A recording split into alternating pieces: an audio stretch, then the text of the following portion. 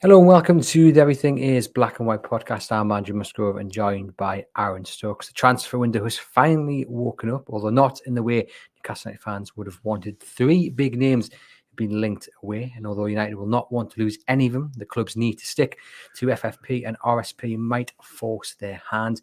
We'll bring you the latest on Kieran Trippier, Callum Wilson and Miguel Almiron, just what United are looking to do when it comes to incomings. This is the Everything is Black and White podcast. Hit like, hit subscribe, share the podcast. Let's get on with the show. Aaron, I hope you're well. It is Tuesday afternoon. You couldn't make the Monday show yesterday, not because of anything you've done. Technical issue. You didn't skive away like you did the week before after the Man City defeat. But we're here. We're going to talk about the transfer window. Before we dive into the individual names that have been linked away, do you think Eddie Howe is now praying for the window to shut? I think he's probably been praying for that a long time, given he's had to come out and bat away questions that he really doesn't like answering the last couple of weeks. But I think certainly the developments over the last couple of days will have probably only strengthened that. I think the window's sort of turned on its head. I think this time last week we were talking about whether Newcastle United were going to go out and sign anyone, and that was going to determine whether January was successful or not. Now I think it rests on how many of these key players they can keep beyond the end of the month. And the key player is Kieran Trippier. The club, we understand, have made it clear he's not for sale this month, but reports today in Germany, which is Tuesday, suggests that a breakthrough of some sort has happened. At this stage in the window, and this doesn't only apply to Kieran Trippier, it'll apply to Callum Wilson, who we'll talk about, and arguably Miguel Almiron as well. Do Newcastle now just need to remain strong no matter what the offer is, because time is running out to bring in the replacements, and even if they come back for Kieran Trippier with a £20 million bid, do you think they're in a situation where they go, well, are we really going to be able to bring someone of real quality in? No, I don't think so. I don't think they should just bat away any offer that comes to them. I think Darren Eales made it clear last week that every player has the price, and I think that relates to Kieran Trippier. Just going back to what you've said there, Newcastle have came out and are so far holding strong. They're saying that Trippier and Wilson are not for sale this month, but does an offer of 20 million, if that was to be the offer, change things? I would say so. But as you say, a lot of conflicting rumours, especially with the English and the German press. The German press seem very, very, confident that this deal could get done, whereas, Newcastle United are sort of briefing the English media that, it's the opposite. So I think you've got to remember that Bayern Munich have also been in for another right back, a deal that they wanted to get done earlier this month. How much of it is a smokescreen in terms of Kieran Trippier, I'm not sure. But I don't think you could say, reject any offer. I'd love him to stay. I want him to stay, but every player does have their price. So I was about to ask you, would you cash in on Kieran Trippier? Sounds like you wouldn't. Well, it depends. I think what the offer is. Let's not beat about the bush. He cost 12 million, which was an absolute steal. But if somebody's going to offer you that or a little bit more, given that as he's 33, I think if you're talking about 20 million, which you've said and a couple of people have sort of is the price tag they've thrown around, I think you'd probably have to really consider it. Anything less than that, probably not. As I said, I would love for him to stay. I think he offers far too much to go. I think, yes, people have spoke about Livramento already being the heir to that right back position, but I think Trippier offers so much more than Livramento does, not just on the ball, but in terms of leadership. So I really do hope he stays beyond the end of the month. I did make the prediction back in August, September time that Tino Livramento would be first choice right back. But come on, this needs to have a huge asterisk next to it, because when you made this prediction, as good as it was, you were clearly thinking that Livramento was going to overtake Kieran Trippier in the team. You did not account for Kieran Trippier having a big money move elsewhere. But granted, I didn't see him moving potentially to one of the biggest clubs in the world. But it's really interesting, because I think had this offer interest in Kieran Trippier come earlier in the window, I think a lot of people's answers, a lot of people's thoughts on the deal might be a little bit different. Again, it goes back to the price tag. What is silly money? What would you accept? Would you accept 15 million for Kieran Trippier and you get his wage packet off the table? It's not necessarily the worst deal for Newcastle United, especially when you've got Tino Livramento. There's a ready-made replacement. Do you think that the timing of the interest impacts things? It certainly will have. I think, Eddie Howe has stressed on numerous occasions just how difficult the January window is. We've seen in the past, especially last year, Newcastle United wanted to keep their powder dry in the winter window, so that they could spend more in the summer. They obviously went out and got the Anthony Gordon deal, but apart from that, they just kept, away from any income of business. I think that was looking like the plan, whether they could maybe try and do a little bit of fancy financial footwork and get one or two players in on loan, or clever deals was probably the option. As for Trippier, as you say, it's a very hard window. They're running out of time if he does, or if he was to leave. Um, I think if this deal came in the summer, maybe they would be thinking even different about it. But um, as I said, for me, I think he just offers too much to be letting him go on the cheap. Do you think if he was indeed sold and he was allowed to join Bayern Munich, if indeed that was his wish, would Newcastle have enough in Tino Livramento and Emil Kraft to get through to the summer, do you think? Given their injury look so far this season, I'd say no. But I also think that if Kieran Trippier was to go before the end of the month, I don't think they would go out and sign a like-for-like replacement. I think that money would get directed to other positions, probably a central midfielder. Everybody's forgetting that they've still got Harrison Ashby on the books, even though he's out on loan at Swansea. They've got enough there. They've got enough in the fullbacks, but I still think they're a stronger outfit, and I still think it would be a better outcome to the window if Kieran Trippier's there in February. Now, the links to Kieran Trippier have not gone down well with everyone from a Bayern Munich persuasion. Club legend Lothar Matthäus telling Sky Sports, we were told we wouldn't be bringing in any more players who are sitting on the bench at other clubs, he said. The latest transfer looks different. He's talking about Eric Dyer, who's joined from Spurs. He then says Kieran Trippier would be a similar case. That's not Bayern Munich for me. I think that's hugely disrespectful to Kieran Trippier, isn't it? Yeah, of course it is. It's absolutely ridiculous. That smacks of somebody who doesn't watch too much Premier League football. I think the more wider point that Matthäus was trying to make is that, Bayern have had this reputation over the years of signing very, very good prospects, who they can sort of nurture. Or going out and signing, top class talent from Premier League teams, which Trippier obviously is, but Matthäus doesn't say that. Snobbery. Yeah, they're going through it at the minute, though, aren't they, Bayern? I wrote a piece about it this morning. Tuchel, the manager, is clashing with fans. They're 7 points behind Bayer Leverkusen in the Bundesliga race. It all smacks like a very, dysfunctional club at the moment, not something Bayern Munich are used to. And look, I'm not saying that Newcastle United are, a bigger and better club for Kieran Trippier, but it does seem like they're in a little bit of a crisis at the moment. I wonder if, Kieran Trippier reads that, he hears that, he watches that, and he also sees what you've said there, Tuchel, it's not going particularly well. They got beat against Werder Bremen, I think it was, on the weekend, and, they're not where they want to be. Things aren't going rosy for Bayern Munich at the moment. Does he look at what he's got at Newcastle and he goes, okay, look, I've not been in the best of form of late. Newcastle haven't been in the best of form of late, but when things are going well here, things go really well. I've got a quite good here, even despite the poor form of both me and the team. And he looks at it and thinks, actually, I'd be better off here because it's just nicer. Maybe, but I think also just to play devil's advocate and flip it on its head, Kieran Trippier at 33, who's been there, done it, has relished those big games. This could really be the last chance for one big move, one last chance to play regular Champions League football, one last chance to regularly challenge for titles. And I'm not saying Newcastle United won't be doing that in a few years' time, but will Kieran Trippier still be at the club or still be playing when Newcastle get to that stage? So I wrote about this the other day, or I tweeted about it, and I got quite a negative response from fans. And I said, you can't begrudge Kieran Trippier if the speculation is true that he's agreed personal terms. And I had a lot of overexcited Newcastle fans. Of course, you can judge him. He tarnished his legacy. I saw one fan call him a rat. And I just think, for me, you've got to remember that, yes, we're biased. We're sat here on the Newcastle United podcast talking to Newcastle United fans, but there is a world outside Tyneside, and Kieran Trippier might be looking at it thinking it's a brand new experience in a league I've never played in. I'm reuniting with some very close friends in Eric Dyer and Harry Kane, playing under a manager who I really respect and have spoken about publicly in the past. And I'm going to be fighting for titles again. It just depends what he wants in those final years. From Trippier's point of view, if he was indeed interested, I could definitely see why.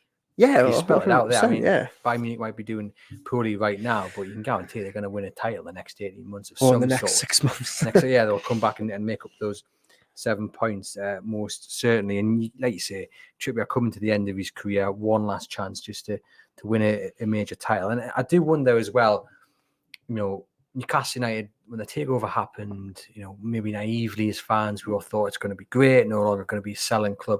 I wonder if, and maybe this doesn't have to be Kieran Trippier, maybe it might be someone else, you know, another big star. But I wonder if having to sell a star, a really big name this early on in the project, in the long term actually might be a good thing for Newcastle. And not just because of the money that they would be getting to reinvest, but also maybe because of the lesson. Maybe that's not the right word, but for want of a better phrase, but I know what you mean. Fans, though. and I'm going to include myself in that, and you as well as a fan, not just a journalist. But we go, okay, this is what's going to have to happen, and it's not just going to happen once; it's going to happen down the years. But getting it in early, and then you become used to the blow. 100%, and I think Newcastle fans have had it so good since the takeover that everything's been so rosy. You forget that there's going to be massive bumps in the road, and Newcastle United aren't alone in having to sell their best players. You look at the likes of Manchester City, who have offloaded some really, really good talent. Leroy Sané to Bayern Munich, for example. Zinchenko and Jesus had to move out to Arsenal. You look at Chelsea and some of the players that they have done. Obviously, that's slightly different because they've spent so much, but in the summer they lost players like Kovacic, you know, who are starting players in that team. But I just think, I was thinking about this the other day when Darren Eales came out last week and said, you know, Newcastle United are going to have to sell big players. Everybody sort of jumped to, okay, well, that means Bruno's going to go out, Isak or Botman. And nobody really thought, actually, that could mean Trippier or Wilson or Miggy. So I think we're going to see a lot of this in the next 12 months as they try to balance the books. And, you know, I've just wrote a piece this afternoon where, you know, I'm pretty much suggesting that I think this summer is going to be huge. You've got so many players who are really uncertain of their future, whether it's Dan Burn or Lascelles or Bruno. You know, they can't just spend it well every month, even though we'd all like them to. They are going to have to, you know, recycle some of these players at moments. Will Kieran Trippier then still be a Newcastle United player come February the 1st? Yes, he will. Simple as that. Yeah, I think he will. I think Trippier, although it seemed early on over the weekend when, you know, this news just came out, it looked like he was going to push for the move. It seems like that's massively calmed down now. I don't think he's going to agitate for the move. Newcastle, as I said, the last couple of days have really stood firm and said, no, you know, we can't let him go at this stage of the window. I think he stays. I would like to think he stays, but I do worry that if a big bid comes in, 15 to 20 million, could Newcastle United be tempted? And I think also the question has to be, you can't just look at it in terms of football and reasons, can you? You can't kind of sit there, maybe if you're Eddie Howe and say, I need to keep Kieran Trippier because he's a great leader. The crosses he puts into the box are unbelievable. There has to be a business case put forward as well. And you think maybe that's where we could see some clashing potentially. I think back to when Chris Wood was sold, it was understood that Eddie Howe necessarily didn't want to let him go because you'd only be down to 2 strikers, but it was too good of a deal to turn down. And maybe we could see it this time around as well, playing out in the last few days of this window. Yeah, absolutely. And I think it's funny actually because it's pretty much a year to the day, or it's at least a year to the week that Chris Wood left and John Joe Shelvey left. Now, I'm not comparing Trippier to those players. Those players were obviously fringe players at the time, or they weren't at least regular starters. But Eddie Howe said, I want to keep them both. But one, the finances was too good, especially on the Wood deal. And two, the players themselves wanted to go. You know, John Joe Shelvey, he lost on deadline day. He really didn't want to lose. But Shelvey said, I want to go. So there is obviously those factors. If Trippier was to say, look, Eddie, it's such a big opportunity, I can't turn it down. Or if, as you say, Bayern come in with this ridiculous bid, which I don't think they will. You heard the CEO speaking over the weekend that they won't do anything stupid in terms of finances. But those factors will come into it. It's not just as simple as saying Newcastle are going to close the door because they want to keep him. You know, Eddie Howe's already proven that that's not always the way to go. If you're watching on YouTube, give this video a thumbs up, hit subscribe to the channel. Let us know in the comments whether you think Kieran Trippier will remain a Newcastle United player once this window closes. Next up then, Callum Wilson, interest in AC Milan and Atletico Madrid. He's got 18 months left on his contract, and when fit, he's one of the best strikers around. So it's very cheeky of Atletico Madrid to be trying a little loan deal, isn't it? Yeah, absolutely. Yeah, I think it's certainly one that Newcastle United aren't going to be accepting anytime soon. I think if Wilson was to go, then they're going to have to stump up quite a bit of cash for him. And in some ways, I'm sort of hoping Callum Wilson goes this January. And let me just elaborate, because I can see you're shocked there. No. Because it would finally stop our argument of do they need to sign another striker? Because I would be in complete agreement with you. If Wilson goes, they would need not a third choice striker, they would need a second choice striker. So that is the only positive I can see of Callum Wilson going this month. But again, I don't think he will leave before February.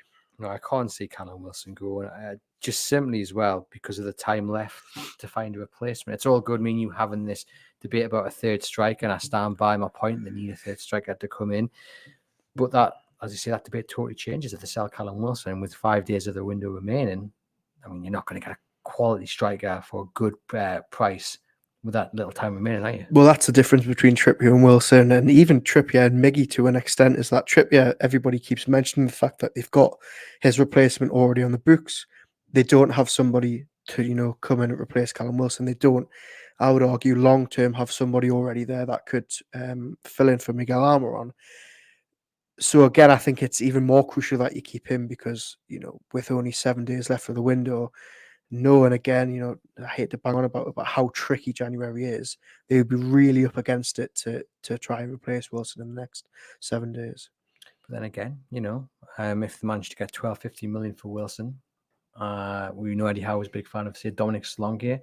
Does it kind of maybe open the route up for him? It would, again, take some fancy financial footwork to get some sort of deal done. But if Newcastle had a third striker, do you think they would be more open to selling Callum Wilson? Yeah, I think so. I don't think they would be, all for it, but I think it would certainly lessen the blow. I even think if there was somebody like Yankuba Minter who was already in there, ready to go, but because they don't have him, and obviously they've tried Ben Parkton there, they've tried Anthony Gordon there. But I think crucially, you look at what's happened the last couple of days since the Wilson story started to die down a little bit. It looks like Atletico Madrid are now going to go for Moise Kean, formerly of Everton, young Italian striker, which would probably close that door. But that's not to suggest that another club aren't going to come in. I think a lot could change between now and the end of the month. From a Callum Wilson point of view, again, we don't think he's angling for a move at all. But could you see him maybe knocking on the door and saying, okay, Eddie, what are your plans for me in the summer? Because there's a lot of talk about another striker coming in. We know his injury record. Again, we say it with a massive, heavy heart because we'll make the point again, when fit, he's one of the best strikers in Europe, let alone the Premier League, but he just doesn't play enough games. He could be knocking on the door and saying, are you intending to replace me this summer? And if the answer is yes, then he could actually say, okay, AC Milan want me. I want to go.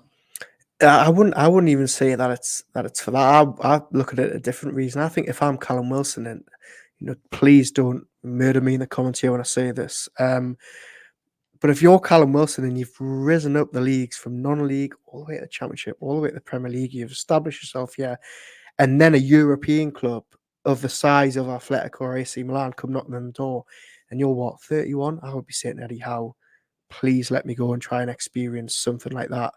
For the last few years of my career. And again, this isn't me pushing Callum Wilson out the door.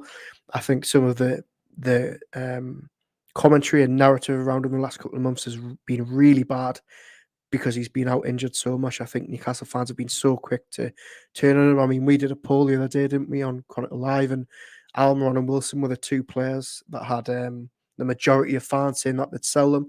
I think that's just so fickle of fans. And I get the injury problems, but top class operator on his day. Yeah, no doubt he's top class operator on his day. But I'm going to defend fans on the criticism of Callum Wilson because I don't think it's unfair to sit here and say his injury record is probably the biggest frustration, financial fair play rules aside, that Newcastle United have got. And where they want to go, I've made this point several times, you need a striker who can play the majority of the season. Callum Wilson just is not that man. That being said, it would take, for me, a huge offer for Callum Wilson to go this January. Come back in the summer, 15, 20 million, you go, okay, that frees us up to go and get hopefully two strikers in, because I still think they'll need a third, but not this month. again, just haven't got the time to replace him, essentially. It's interesting, though, isn't it? Because there's a huge argument with so many players, with 18 months left on that deal, the likes of Joel and the likes of Wilson. Is now the time to cash in? Because when it gets to the summer and you're in the final year of the contract, is anybody really going to be coming in and paying 15 or 20 million for an injury-prone Callum Wilson at 32? Newcastle United played pretty much that fee for him 4 years ago. So, I mean, the answer there is no. But again, there's no point selling Callum Wilson now. No, I wasn't making that argument, but it's interesting that I think when players get to this stage of their contract and they're not looking like they'll get an extension, like Wilson might not get a contract extension at Newcastle. I think there'll be quite a few people, maybe even people within the club, thinking if Atletico were to come in with 15 and 20 million rather than a loan deal, I think you'd be snapping their hands off. It's funny though, because I did have a go there at Atletico Madrid, having a cheeky little loan deal, but that's exactly what Newcastle United are operating on in this window. They will be looking around. I mean, we saw the links to Onana from Everton with the suggestion that actually Newcastle would go in initially and with a loan bid and say in the summer we will pay X, Y, Z. So we can take the mick out of Atletico Madrid for trying the hand, but that's what Newcastle United are doing as well. Yeah, and look, they've got to be clever. I don't need to tell fans to listen to this or watching this how stuck they are financially this month because of the spending of the summer and the last couple of windows and the loss that they've just posted. So I think, if, and again, we've spoken about this earlier, but if Newcastle are to do any business this month, it's going to have to be those sort of deals, I think, unless they move people on. Yeah. Callum Wilson, still a Newcastle United player come the 1st of February? Yes, but I'm not as confident on Wilson as I am on Trippier. Well, on to the next one then. Miguel Almiron linked to Saudi Arabian club Al Shabab. After saving Newcastle, you can get anywhere close to 30 million for Miguel Almiron. I would cash in, and I say that with a heavy heart as the founder and chair of the Miguel Almiron fan club. But I will put the close sign on the door. I thought you did that a couple of months ago anyway. I did, but I reowned it because he came back to form, but I'd wave him off over to Saudi Arabia if he can get anywhere near 30 million.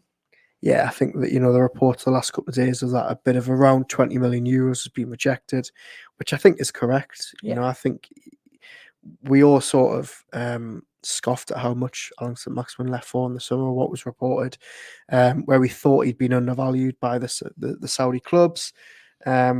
Let's not have the same situation, Miggy. I think 30 million, I think you're probably pushing it a little bit, but given how important he is to this Newcastle team, I think you could probably argue that it's fair.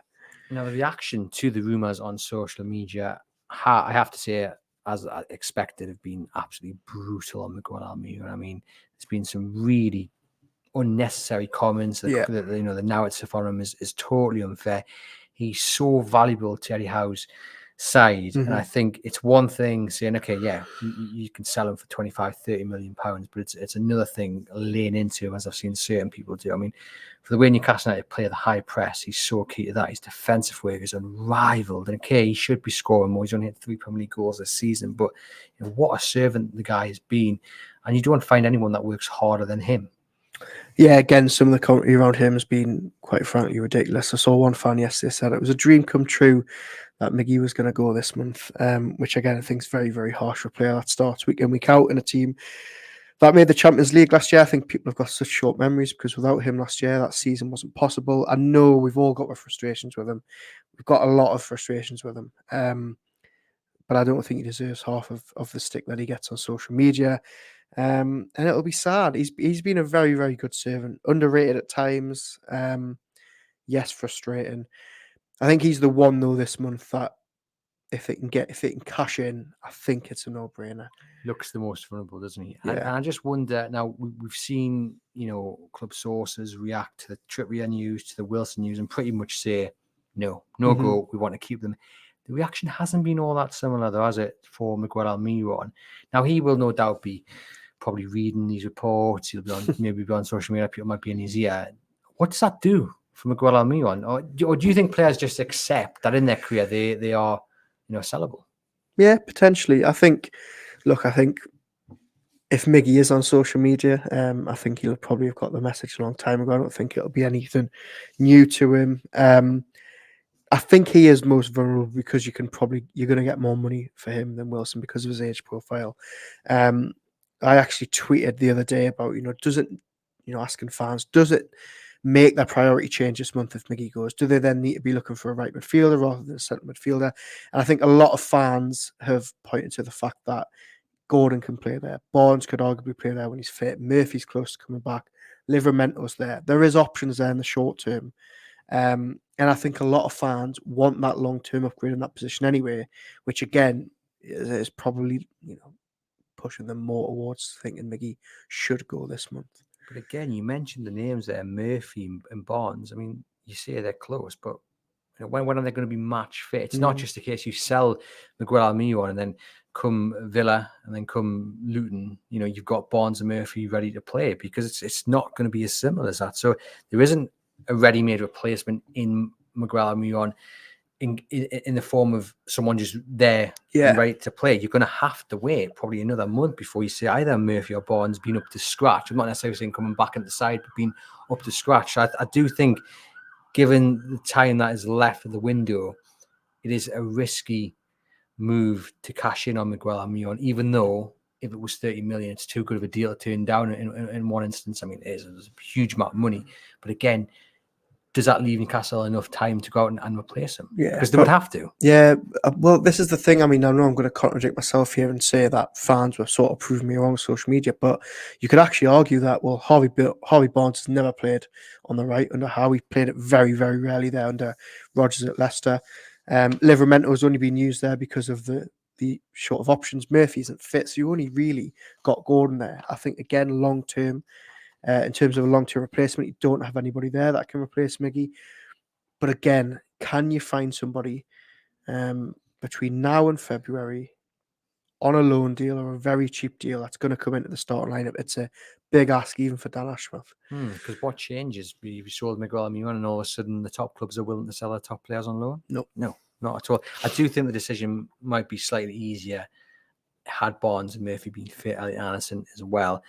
But I do think if a deal is offered for Miguel Almiron and Newcastle, really do fancy it, it's an utterly pointless deal unless they've got a replacement to bring in. Now, we've seen Morgan Gibbs-White be linked, but he's more of a number 10 than a winger, so I don't really understand that. I mean, he would be a superb signing, but he's also going to cost you 30, 40 million, even despite Forest's... and the rest. I think he would cost you a hell of a lot more, And Forest, Forest might be open to sell him in the summer for the right price. I don't think they're going to let him go at this stage of the window. And same with Onana, with Everton. Again, they might off the pitch have their issues and might look vulnerable. But in footballing terms, Everton need Onana to stay in the Premier League, don't they? So that's going to be another tough one to push through. Miguel Almiron, Newcastle United player come February the 1st then? Yes. You think? Yeah. Interesting. Okay. I'm not... Are you going to disagree? I mean, sensible me says he's going to be a Newcastle United player. Yeah. But I don't know, something in the back of my head saying he could be on his way. He's the most likely out of the three, but I think Newcastle managed to keep hold of all of them and they get a loan deal in midfield. I mean, it's irrelevant, this chat about Miguel Almiron, if he doesn't want to go. Exactly, 100%. And there's only so much money. I mean, the Saudis will argue that they've got enough money to throw at him, but settled here with his wife and newborn baby, playing week in, week out. Howe loves him. He clearly loves the club. It isn't just going to be as easy. And you know what? I admire that. Because too many players have hopped over to Saudi Arabia, let's be honest, for the dollar. Yeah. And a lot of them now, by the way. I mean, Jordan Henderson's been very, very, publicly spoken about. He's obviously jumped ship. Karim Benzema apparently now ready to go. Milinkovic Savic apparently wanting to go back to Lazio. There's a lot of players who have run over there. And we're less than 6 months into the new project and they're coming home. It's been a huge gamble for some of them, which backfired. It's understood Almiron would like to stay in Europe. He's got no intention of wanting to leave Newcastle. So I would definitely admire a player who rejects the advances of Saudi Arabia. Yeah, and also just one more thing on Miggy while it's in my head. Obviously, we've just spoken about Shahab being the team that want to sign Miggy. There's apparently a lot of clubs in Saudi Arabia open to signing Miggy. It opens up a full can of worms if it's one of the 4 PIF clubs, especially 6 months after sit maximum, especially when Newcastle have came out and pleaded poverty and FFP and all this, and then a week later they're selling a player over there. Funny enough, I have got another question about Saudi Arabia, but in a moment. Okay. I just want to ask you, we know the players are back, getting ready for Fulham on Saturday in the FA Cup. How are Wilson, Trippier, Miguel Almiron, we could even throw Jamal Lascelles into the mix as well, dealing with this newfound pressure, scrutiny, links to an exit? I think they'll be absolutely fine. I think Eddie Howe will have them drilled in. They'll have been having conversations this week. And Trippier was speaking to Howe over the weekend as the sort of buying stuff was rumbling on.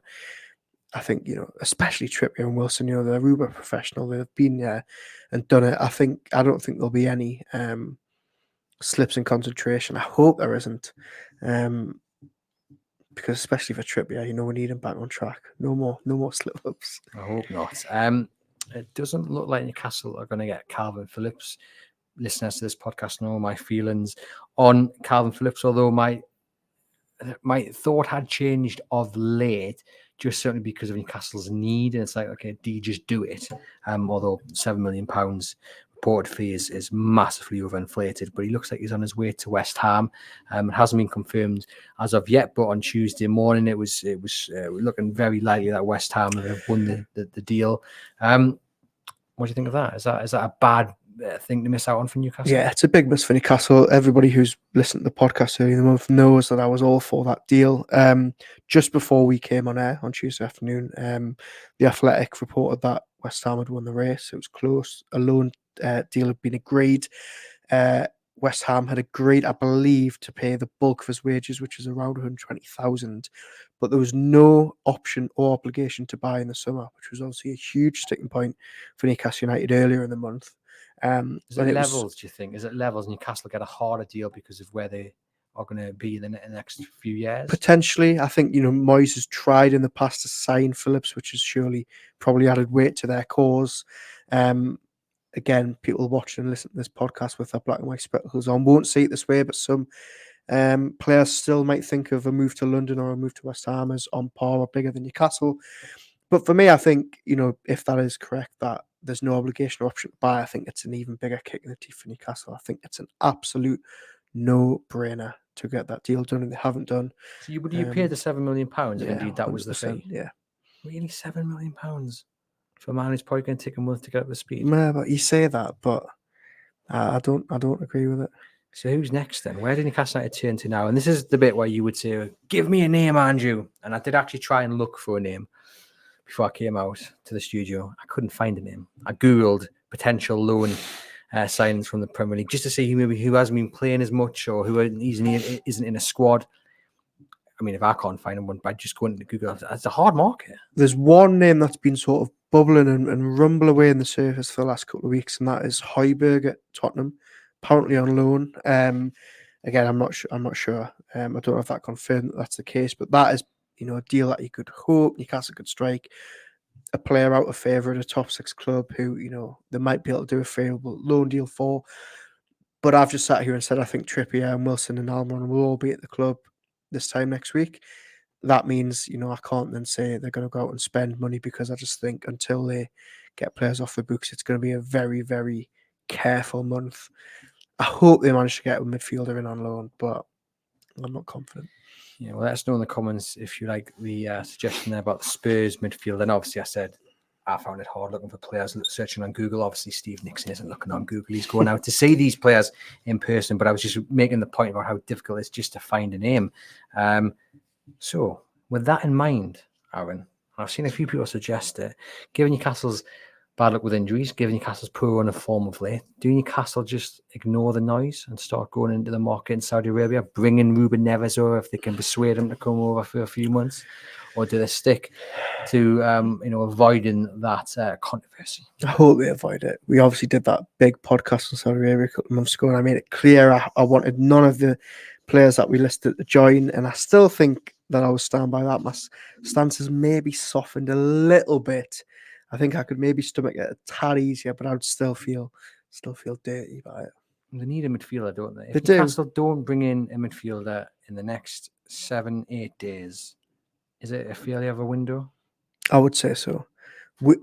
We know how restricted they are financially. We know that it was never going to be a big window, but I think to not get anyone given Tonali's out, given Willock and Anderson still not back, given Joe Linton is now looking at, missing the vast majority, if not all of the remainder of the season, it would be a real blow to not get a midfielder in. You're really a Bruno injury away from total disaster. And that Joe Linton injury really emphasises the point, doesn't it? They were already short in the midfield. Now to lose a powerhouse like Joe Linton potentially for the rest of the season. Just describe how big of a blow that is for Newcastle. Oh, massive. I mean, we've spoke so much in the last couple of weeks, especially about how crucial he's been at Newcastle this season. Everything that they've done right has often gone through him. And yes, you can point to the fact that maybe Anderson's going to be back next month and maybe Willock's on his way back, but they don't do what Joe Linton does. As you say, they were short before Joe Linton and they're even shorter now. I think even if they don't do anything else in Jan, they've got to go out and get somebody, whether it's a 6 or an 8 or anybody, just to give them an extra set of legs in the middle. You can't see them springing any surprises in the next few days. Suddenly finding 25, 30 million down the back of the sofa. Never say never, because we had, not this exact situation last year, but there was a similar situation where Newcastle really didn't want to spend money last January. They really wanted to keep all their powder dry, but the Gordon deal just came up. And look, I'm not going to say 40 million isn't a lot of money by any stretch, but in the grand scheme of things, compared to what they spend in summer, what they have done the last 2 seasons, it was a small outlay for them, which is obviously worked wonders and has paid itself off every week. But so never say never. You never know if they might find a little bit of money down the sofa, but I really don't think this time around it's the same as last January. And I think they will keep their powder dry unless something absolutely magical pops up. So there we go. One to watch over the next week or so. We've got a dedicated transfer live blog on our website, chroniclelive.co.uk. Head over to that. We'll get all the rumours and concrete stories. For myself and Aaron, thank you very much for joining us, and we'll see you guys very soon.